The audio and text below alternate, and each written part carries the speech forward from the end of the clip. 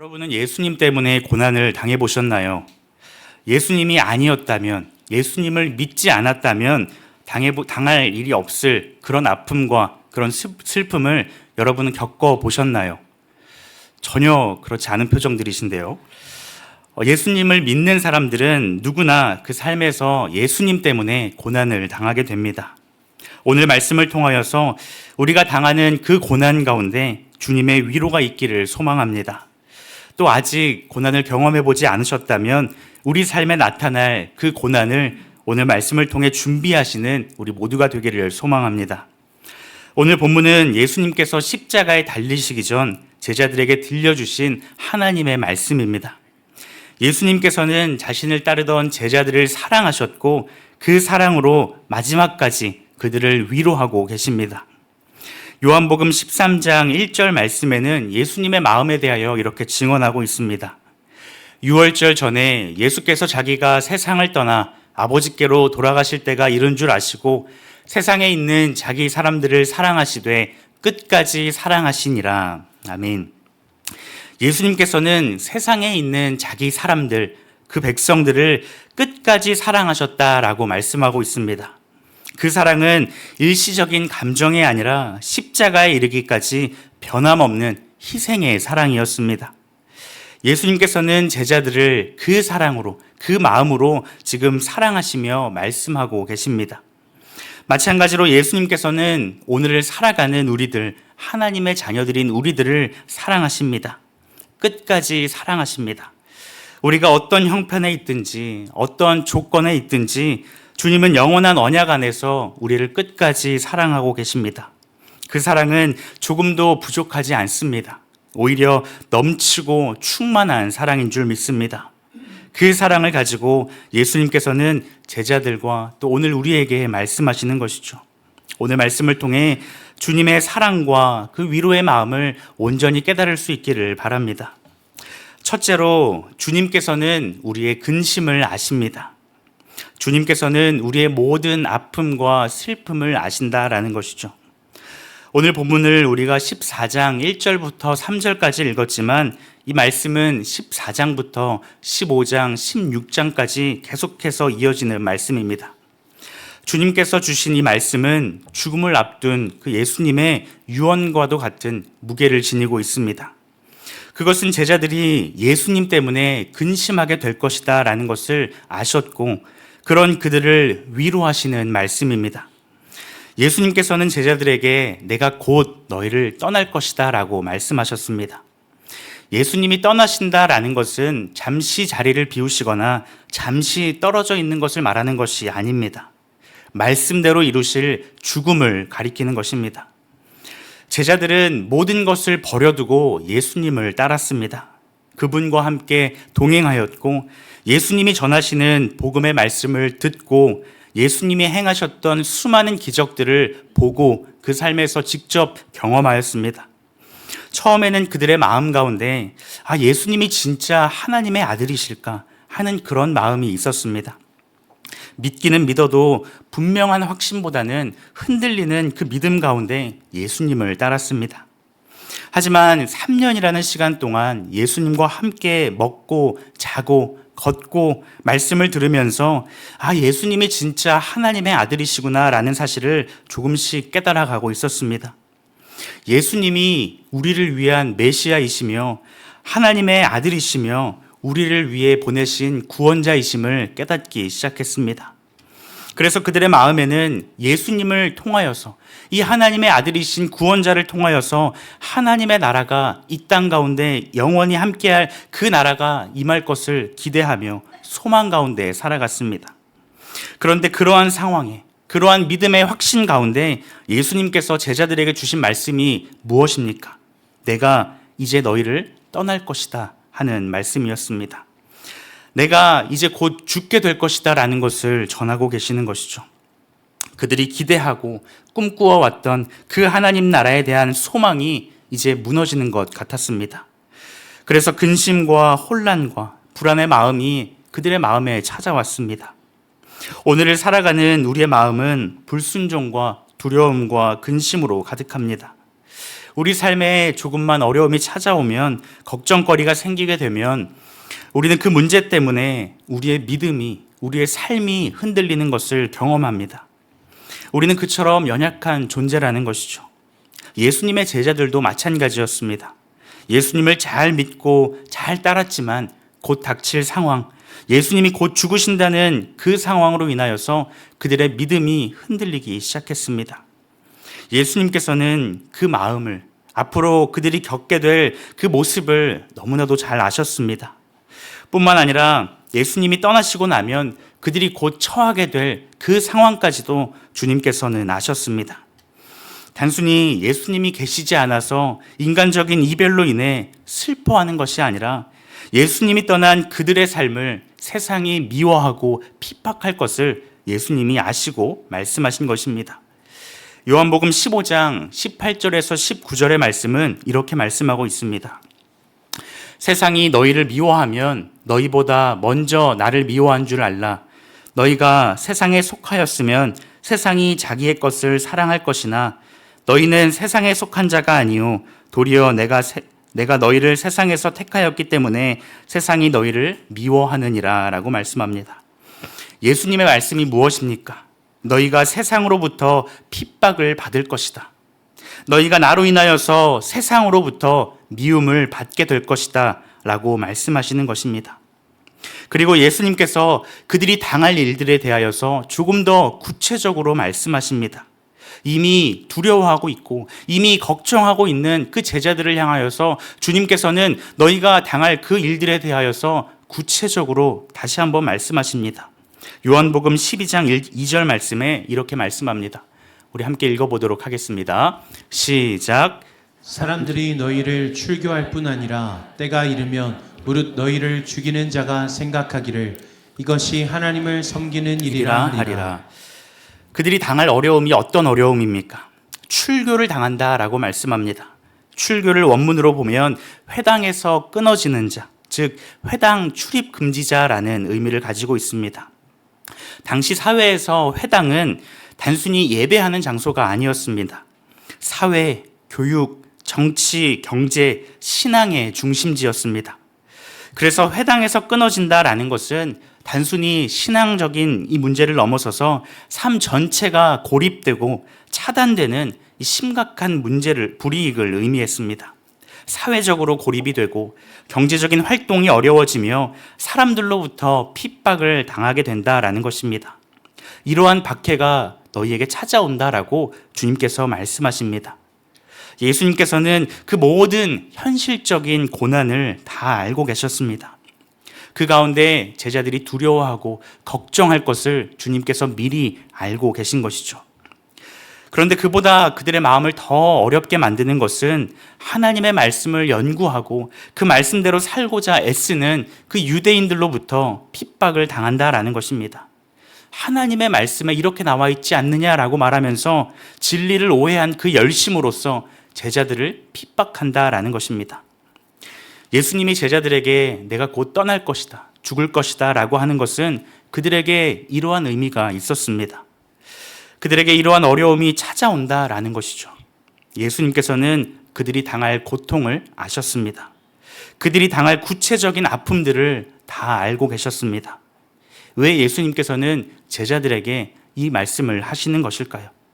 왜 예수님께서는 구체적으로 그들이 당할 어려움들을 말씀하고 계시는 것일까요? 바로 그들을 위로하시기 원하셨기 때문입니다. 사랑하는 성도 여러분, 예수님께서는 제자들에게 겁을 주시고 그들이 당할 현실을 분명하게 말씀하셨지만 그 이후에 이렇게 말씀하십니다. 근심하지 말라, 두려워하지 말라. 주님께서는 우리의 모든 아픔과 우리의 모든 슬픔을 아십니다. 우리가 삶에서 당하는 그 모든 억울함에 대하여서 이미 알고 계시는 분이십니다. 우리가 예수님을 믿는다고 해서, 우리가 하나님 나라를 위해서 더 열심히 헌신한다고 해서 우리 삶의 형편이 나아지거나 우리가 가지고 있는 모든 문제가 해결되지 않습니다. 오히려 예수님을 믿지 않았다면 하지 않아도 될 그 고민과 걱정 가운데 우리는 살아갑니다.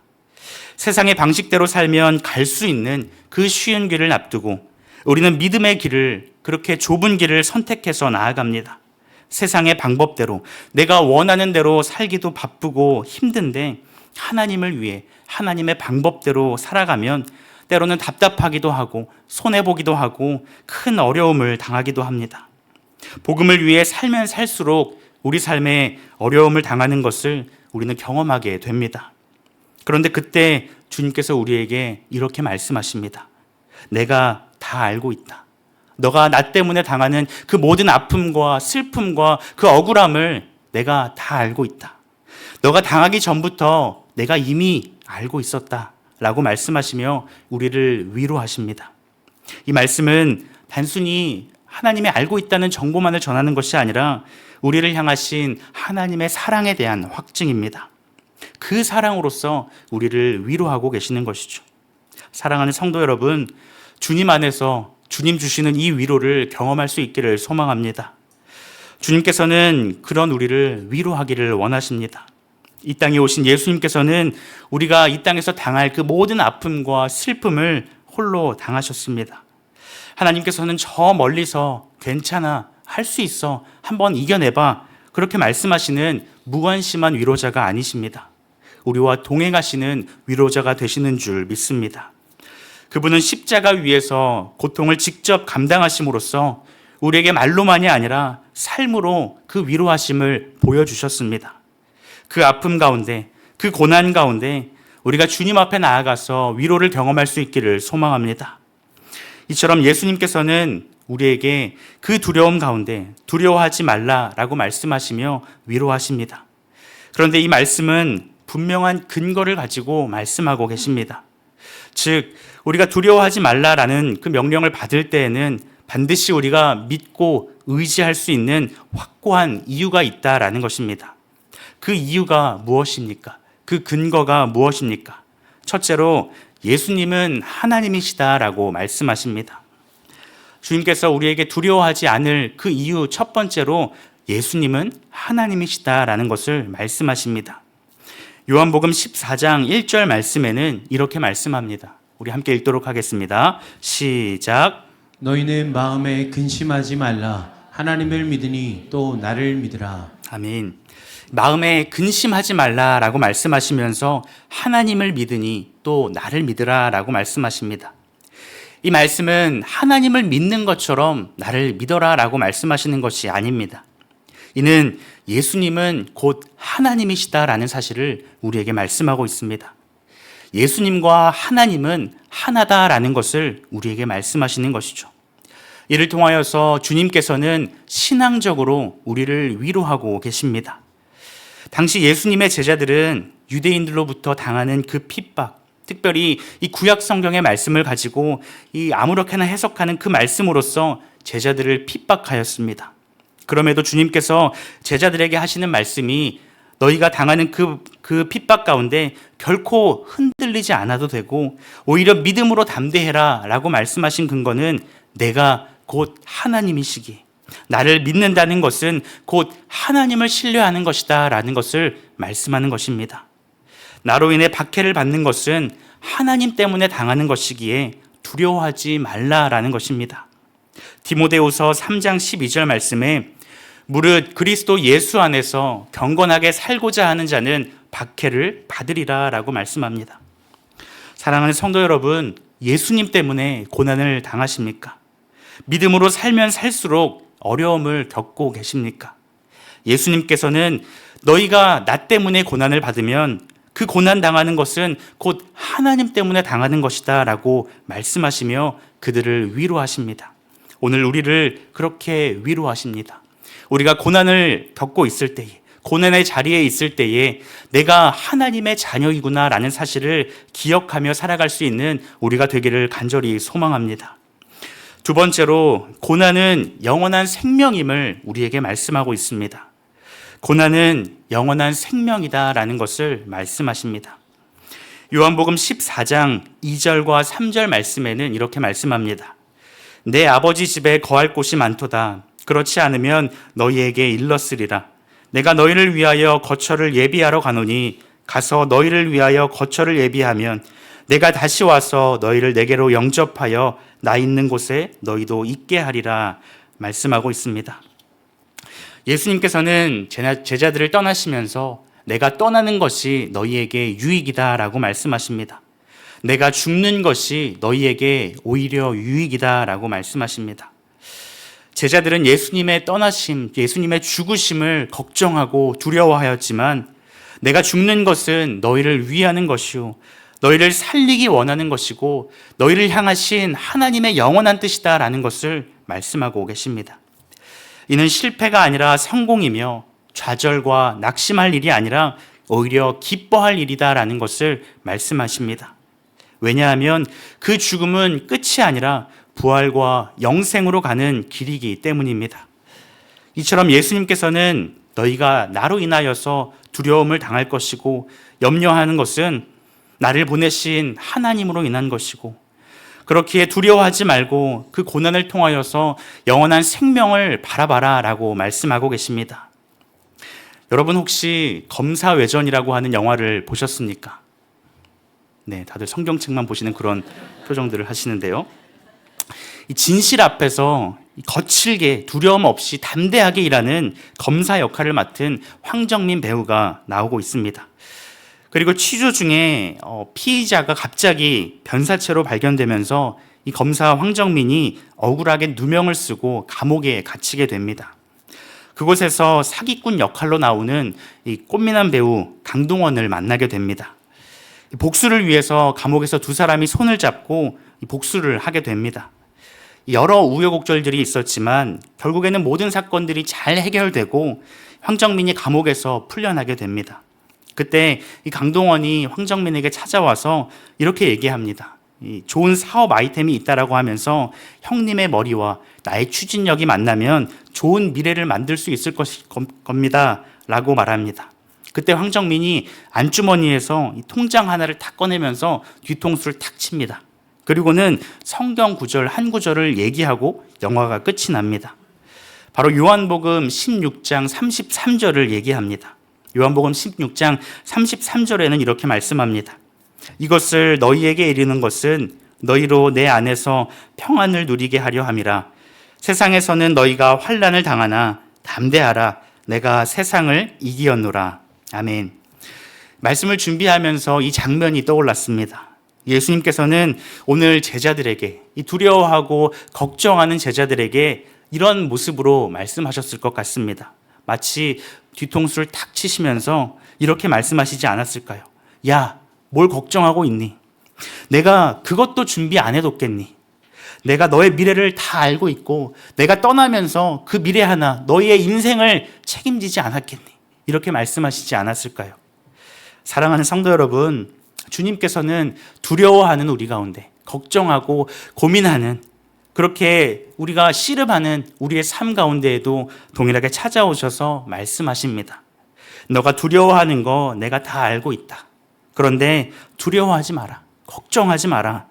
당장은 눈앞에 힘들고 어려운 일이 있지만 내가 그 두려움을 다 알고 있고 나로 인해 당하는 그 모든 어려움들을 내가 다 알고 있어.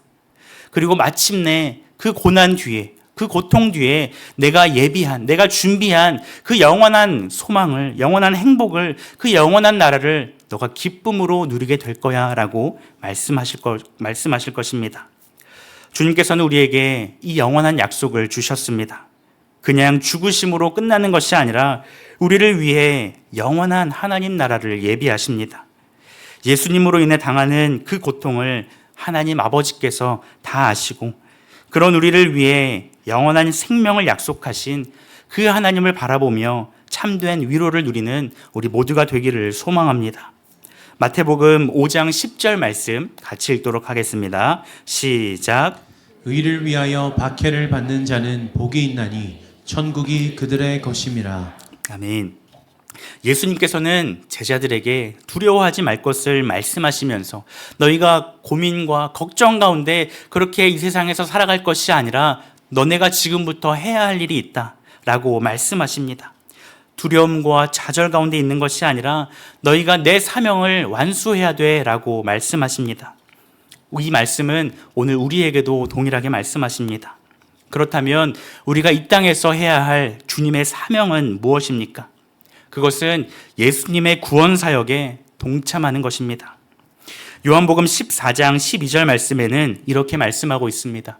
함께 읽도록 하겠습니다. 시작. 내가 진실로 진실로 너희에게 이르노니 나를 믿는 자는 내가 하는 일을 그도 할 것이요 또한 그보다 큰 일도 하리니 이는 내가 아버지께로 감이라. 아멘. 예수님께서 하시는 일을 하게 될 것이다 라고 말씀하십니다. 그 일은 복음을 전하는 것이고 궁극적으로 교회를 세우는 것입니다. 이것이 예수님께서 이 땅에 오셔서 하신 일이시며 우리에게 맡기신 일입니다. 주님의 말씀이 무엇입니까? 세상이 너희를 박해하고 핍박할 것이지만 두려워하지 말라.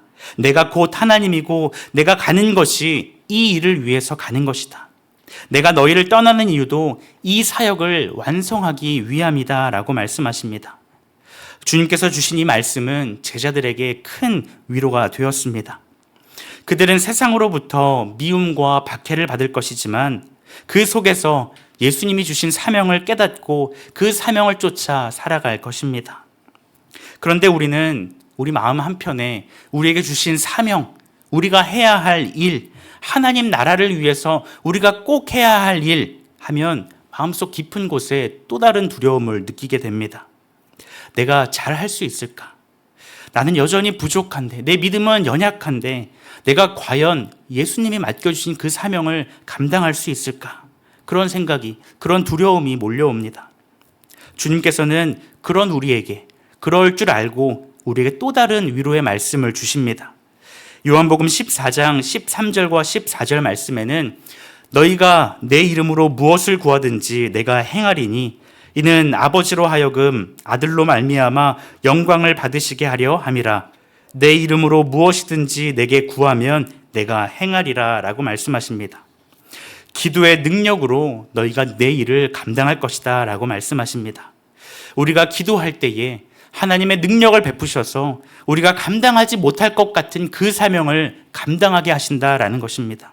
이 말씀은 단순히 기도해보라 라는 제안이 아닙니다.